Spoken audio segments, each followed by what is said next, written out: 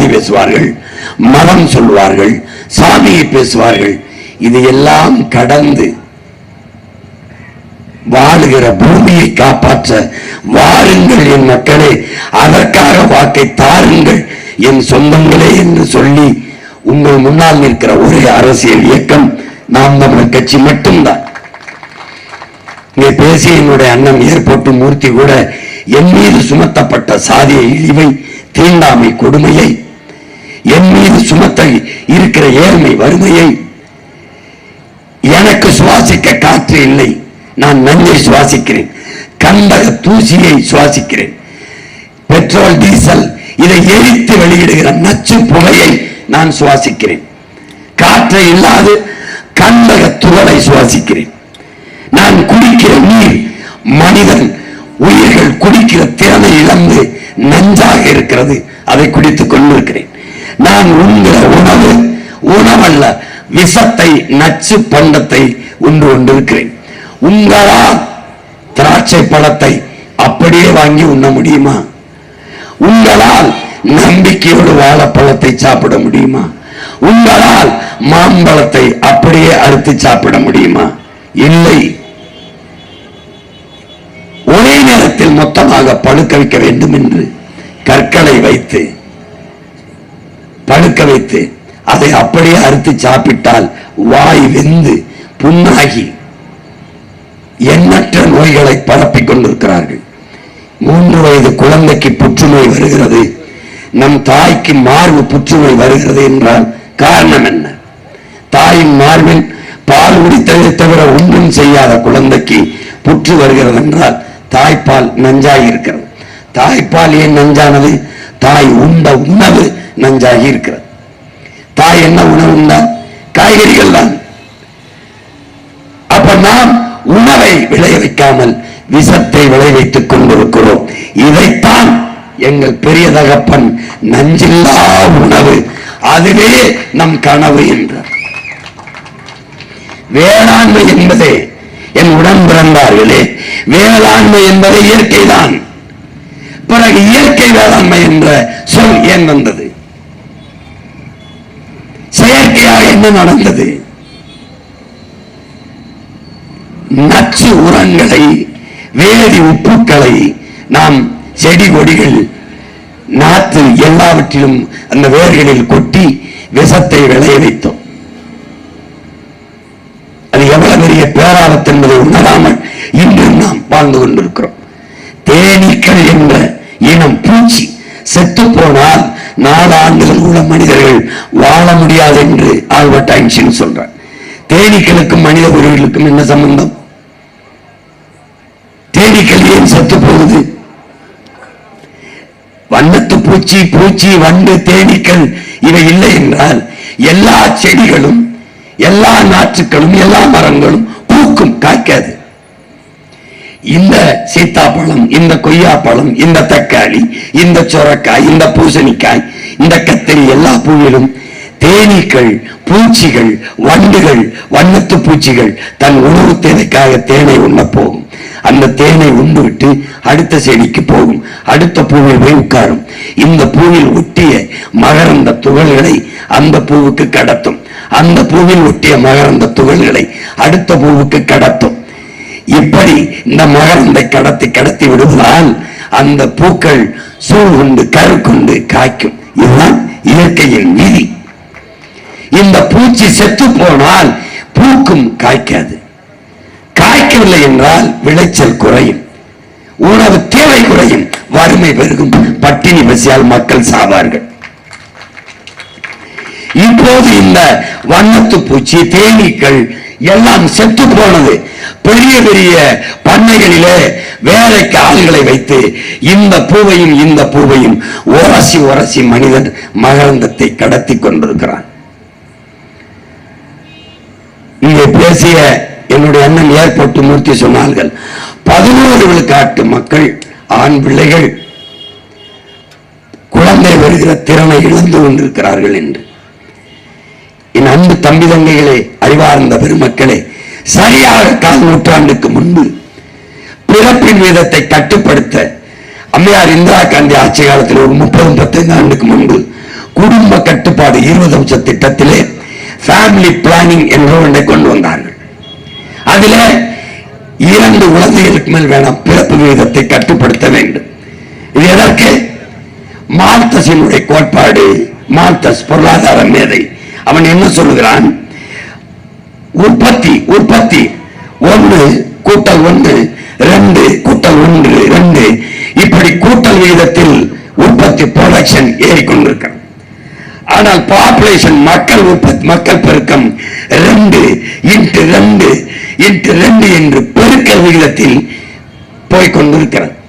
அப்ப மக்கள் பெருக்கம் உற்பத்தியின் சமவிகிதத்தில் இல்லை என்றால் அந்த நாடு பற்றாக்குறையை சந்தித்து ஏழ்மை வறுமையில் சிக்கும், பொருளாதார நெருக்கடியை சந்திக்கும் என்று சொல்றார். இதனாலே பிறப்பு விகிதத்தை உற்பத்தி விகிதத்தை அதிகப்படுத்த முடியாத நாடுகள் பிறப்பு விகிதத்தை கட்டுப்படுத்த வேண்டும் என்ற முடிவுக்கு வந்தார்கள். அப்போது குடும்ப கட்டுப்பாடு நாம் இருவர் நமக்கு இருவர் என்று வந்தார்கள். ஏன்? பிறப்பை குழந்தைகள் பெற்றுக் கொள்கிற திறன் பெற்றோருக்கு இருந்தது. இன்றைக்கு அன்றைக்கு நாம் இருவர் நமக்கு இருவர் என்று ஆசிரியர் பெருமக்களை கூடுதல் பணிக்கு அமர்த்தி வீடு வீடுக்கு சென்று தாய்மார்களை பெற்றோர்களை அவர்களை திரும்ப திரும்ப பேசி கருத்தடை செய்தார்கள். ஃபேமிலி பிளானிங் என்று கருத்தடை செய்தார்கள். குடும்ப கட்டுப்பாடு என்று ஒன்றை சொன்னார்கள். எல்லா சுகத்திலும் எழுதி வைத்திருந்தது முக்கோணம் போட்டு ஒரு அப்பா அம்மா இருப்பார்கள், இந்த பக்கம் 2 குழந்தைகள் இருப்பார்கள், நாம் இருவர் நமக்கு இருவர் என்று எல்லா பள்ளிக்கூடங்களிலும் மாநகராட்சி கட்டடங்களிலும் எழுதியிருந்தது. பேருந்துகளிலும் எழுதியிருந்தது. பிறகு கொஞ்ச நாள் இருந்தது நாம் இருவர் நமக்கு ஒருவர் என்று எழுதி வைத்தார்கள். கொஞ்ச நாள் போனது இன்று நாம் இருவர் நமக்கு இன்னொருவர் என்று எழுதிவிட்டார்கள். இப்போது குழந்தை பெறுகிற திறன் சுத்தமாக இல்லாததனால் செயற்கை கருத்தரிப்பு முறை தெருவுக்கு 2 வந்து நாங்கள் ஐஸ்வர்யா வந்தோம், எங்களுக்கும் ஒரு குழந்தை என்று விளம்பரங்கள் கூவி கூவி அழைக்கிறது. தெருவுக்கு 2 செயற்கை கருத்தரிப்பு மையங்கள் உருவாகிவிட்டது என்றால் இந்த நாடு கால் நூற்றாண்டுகளில் எவ்வளவு பெரிய மாறுதலை சந்தித்திருக்கிறது என்று பாருங்கள். மது விஷம் என்று தெரிந்து தெருவுக்கு திறந்து வைக்கிற அரசு உலகத்தில் அரசா தரிசா என்பதை அறிவார்ந்த தமிழ் சமூக மக்கள் சிந்தித்து பார்க்கணும். இப்ப என்ன ஆயிடுச்சு? அதைத்தான் என் அண்ணன் ஏற்போட்டு மூர்த்தி அவர்கள் சொல்கிறார்கள், குழந்தை பெற்றுக் கொள்கிற திறனை இழந்து நிற்கிறார்கள். காரணம் குடிக்கிற நீர், சுவாசிக்கிற காற்று, உண்கிற உணவு எல்லாம் நஞ்சாகி போனது. நீங்கள் குடிக்கிற தண்ணீர் எந்த மருத்துவரிடத்தில் அதை கேளுங்கள், எந்த ஆய்வு கூடத்திற்கு அதை அனுப்புங்கள். அது குடிக்கிற தகுதியோடு இருக்கிறதா? அந்த தண்ணீரை குடிப்பீர்கள், தாகம் நிற்கும். ஆனால் தண்ணீரால் மனித உடலுக்கு கிடைக்கக்கூடிய ஆற்றல் திறன் கிடைக்குமா? 30 வயசிலே முட்டிக்கால் வலிக்குது. காரணம் நீரால் கிடைக்கக்கூடிய ஆற்றல் இல்லை. தாகம் நிற்கும். தண்ணீரால் உங்களுக்கு கிடைக்கக்கூடிய ஆற்றல். தண்ணீரில் கண்ணுக்கு தெரியாத பல லட்சக்கணக்கான நுண்ணுயிரிகள். எல்லாவற்றிலும் நீங்கள் செடிக்கு தண்ணீர் ஊற்றுகிறீர்கள், மரத்திற்கு தண்ணீர் ஊற்றுகிறீர்கள். அந்த தண்ணீரை உங்கள் செடி உங்கள் மரம் உணவாக எடுத்துக்கொள்ள முடியாது. எப்படி? உங்களுக்கு தெரியாது பல கோடிக்கணக்கான நுண்ணுயிர்கள், பாக்டீரியா, பூஞ்சை, காளான் அந்த மரத்துக்கு கீழே மண்ணிலே இருக்கிறது. அது தனக்கான உணவுக்கு தண்ணீரை உறிஞ்சி உட்கொண்டு மரம் செடிகளுக்கான உணவாக மாற்றி அனுப்புகிறது. அறிவார்ந்த தமிழ் தம்பி தங்கைகளே, மண் என்றால் மண் அல்ல, பல கோடிக்கணக்கான உயிர்களின் திரட்டு என்பதை நீங்கள் புரிந்து கொள்ள வேண்டும். அது வெறும் மண் அல்ல.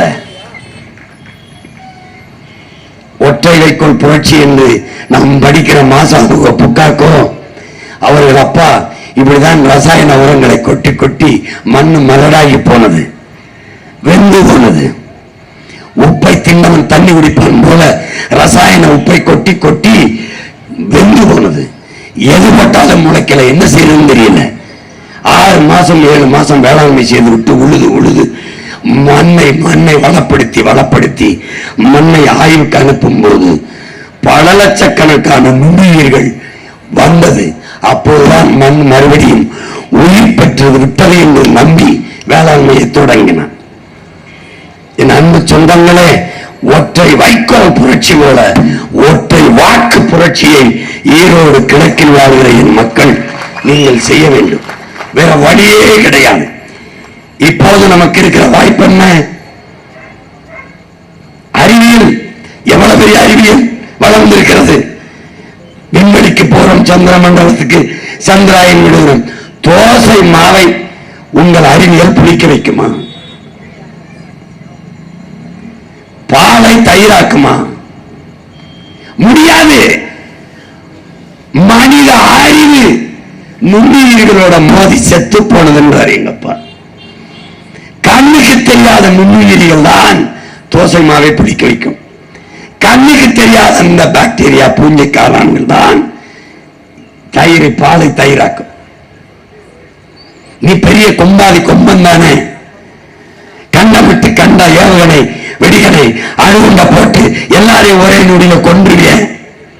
கண்ணுக்கு தெரியாத ஒரு நுண்ணுயிரி கொரோனா எல்லா பயிரும் தேவாலயத்தை மூடுனா, பள்ளிவாசல மூடுனா, கோயில மூடுனா, எவன் எங்க போய் பார்த்தான்னு தெரியல. ஒருத்தனை பார்க்கல, தொடல. ஒரு கண்ணுக்கு தெரியாத நுண்ணுயிரி என்ன பாடுபட்டது உலகம் பாரு. எங்கே போனது உங்க அறிவு? ஒண்ணும் பண்ண முடியல. ஆனாலும் நீ நம்பினாய். எத்தனை காலமாக புற்றுநோய் இருக்கிறது, அதற்கு மருந்து இல்லை. சளி இருமலுக்கு மருந்து இருக்கா? இந்த எங்க ஐயா டாக்டர் இருக்கா, எங்க அப்பா இருக்க. அப்பா சளி இருமலுக்கு மருந்து இருக்கா? எனக்கு இருமல் சளி என்னை சுத்தி வருகிற மருத்துவர்கள் தான்.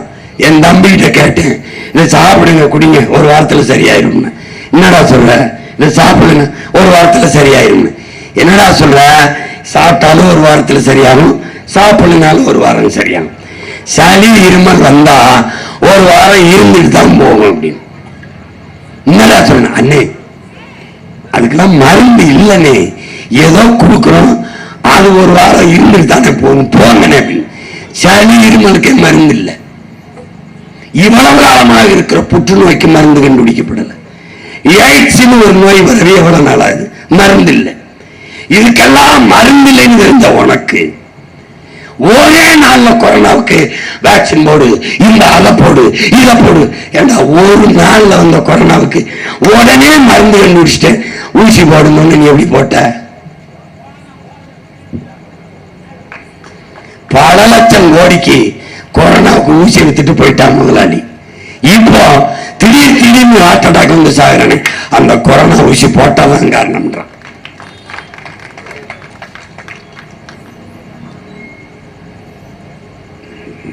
எல்லாம் வியாபாரம், எல்லாம் வியாபாரம்.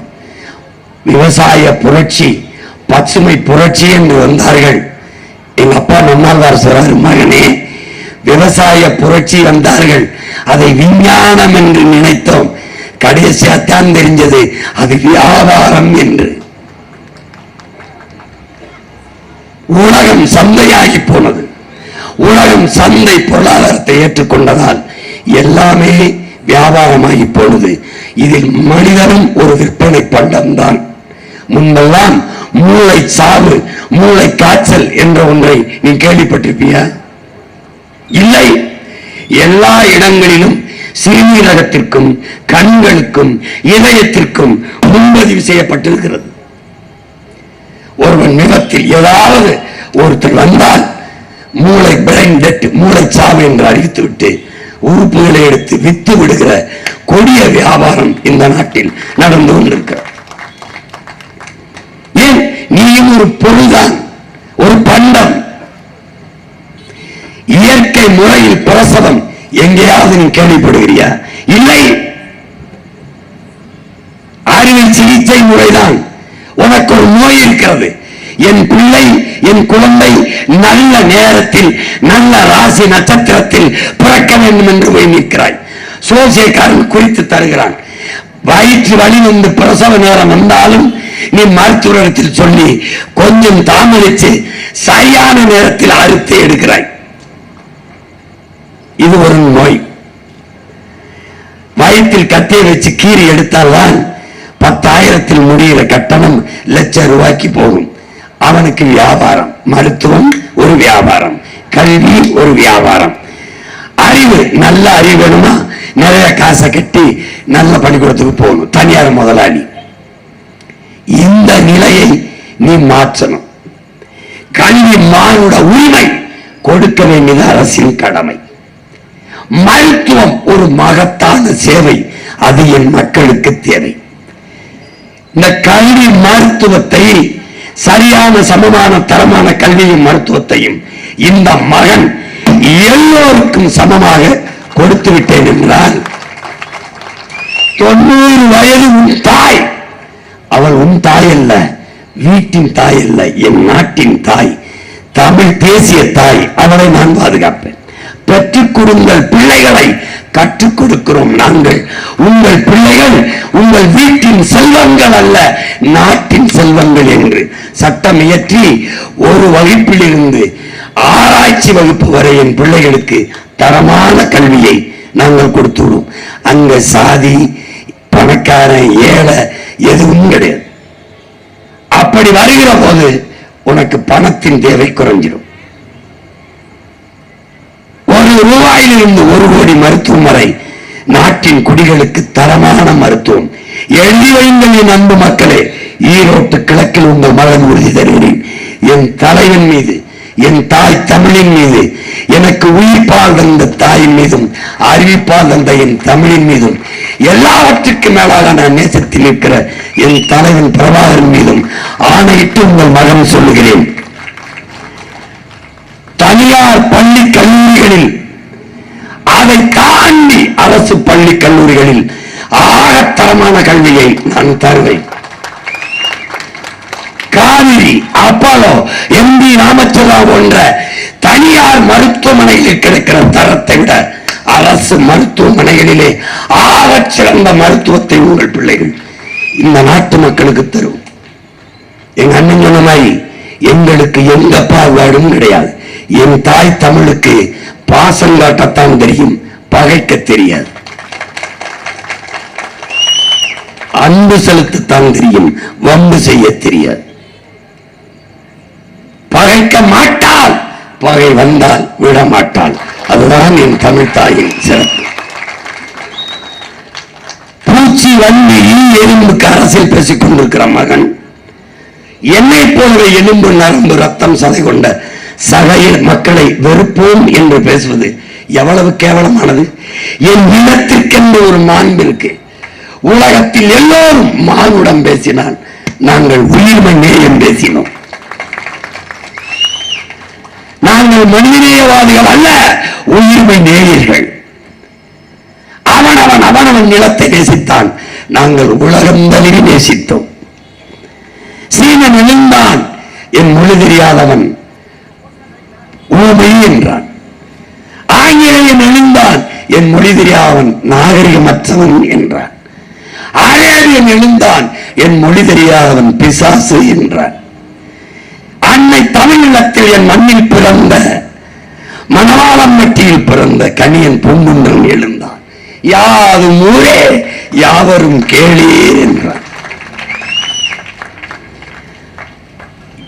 என் மூதாதை வந்தான், பகுத்துண்டு பல் உறவுகள் என்று பாடாமல் பல் உயிர்கள் என்று பாடினான். பிறப்பு ஒக்கும் எல்லா மனிதருக்கும் என்று சொல்லாமல் பிறப்பு ஒக்கும் எல்லா உயிருக்கும் என்று பாடினான். அறிவார்ந்த பெருமக்களே, ஒருவன் கேட்டு ஒரு பொருளை கொடுப்பது கொடைதான், ஆனால் அது சிறந்த கொடை அல்ல. ஒருவன் கேட்காமலே கொடுப்பது, முகம் வாடி இருக்கிறது, பசியோடு இருப்பான் போலவே 200 ரூபாய் கொடுத்து சாப்பிட்டு விட்டு வா என்று சொல்வது கொடைதான். ஆனால் கேட்கும் போது ஒருவன் மானத்தை இழந்து விடுகிறான், அது சிறந்த கொடை அல்ல. கேட்காமல் கொடுப்பது கொடைதான். ஆனால் அதுவும் சிறந்த கொடை அல்ல. எது சிறந்த கொடை? கேட்கும் திறனற்ற உயிர்களுக்கு கொடுக்கிற கொடைதான் ஆக சிறந்த கொடை என்று தமிழிலே புகப்பொருள் வெண்பாமாலை பாடுகிறது. அந்த வகையிலே கேட்காத முல்லை கொடிக்கு தேரை விட்டு விட்டு போன என் பாட்டன் பாரியும் கேட்காத மயிலுக்கு போர்வையை போத்திவிட்ட பேரன்தான் ஆக சிறந்த கொடை வள்ளல்கள் என்று என்னுடைய இலக்கியம் பாடுகிறது. அந்த மரபில் வந்த நான் மற்ற சமூகத்தை இனத்தை வெறுப்போம் என்று பேசுவது என் இனத்தின் மாண்பை, தமிழ் தேசிய மக்களின் பேரன்பை, பெருந்தன்மையை இழிவு செய்கிறது என்பது தமிழ் தேசிய பிள்ளைகளின் கருத்து. முதல்ல அதை கைவிடுங்கள். தடையற்ற மின்சாரம் எல்லோருக்கும் தான், சரியான கல்வி எல்லோருக்கும் தான், சரியான மருத்துவம் எல்லோருக்கும் தான். என்னரும் சொந்தங்களே, இமயவரை படை வாழ்ந்த இனக்கூட்டம் காலடியில் குறுகி நிற்கிறது. எல்லோருக்கும் தனித்தனி மாநிலங்கள், அவரவர் நிலத்தை அவரவர் வாழ்கிறீர்கள், ஆள்கிறீர்கள். என் நிலத்தில் ஒரே ஒரு நிலம்தான். உலகின் மூத்த மொழி தமிழ் செத்து போனது. உயிர்ப்பிக்க துடிக்கும் பிள்ளைகள். என் நிலத்தின் வளம் களவு போய் கொண்டிருக்கிறது. எங்கள் பாட்டன் பாரதி நாளெல்லாம் பொழுதெல்லாம் எங்கள் செல்வம் கொள்ளை கொண்டு போகவோ, நாங்கள் இன்று சாகவோ, அழுது கொண்டு இருப்போமோ, ஆண் பிள்ளைகள் அல்லமோ, உயிர் வெல்லமோ என்கிறான். தண்ணீர் விட்டா வளர்த்தோம் சர்வேசா, கண்ணீரால் காத்தோம் இப்பயிரை, கருகத்தில் திருவுளமோங்கிறான். இந்த நிலத்தை வளத்தை பாதுகாத்து எங்களுக்கும் பின்பு வருகிற எங்கள் தலைமுறைக்கு என் மலையை அப்படி என் பாட்டன் வங்கி நிறைய பணம் போடவில்லை, மாளிகை கட்டி தரவில்லை, விலை உயர்ந்த காரை வாங்கி வாசலிலே நிறுத்தவில்லை. ஆறை ஆறாக வைத்தான், அருவியை அருவியாக வைத்தான், மலையை மலையாக வைத்தான், ஏரியை ஏரியாக வைத்தான், காட்டை காடாக வைத்து விட்டு போனான். இன்று அது இருக்கிறதா என்பதை அறிவார்ந்த மக்கள் சிந்தித்து பாருங்கள். எங்கள்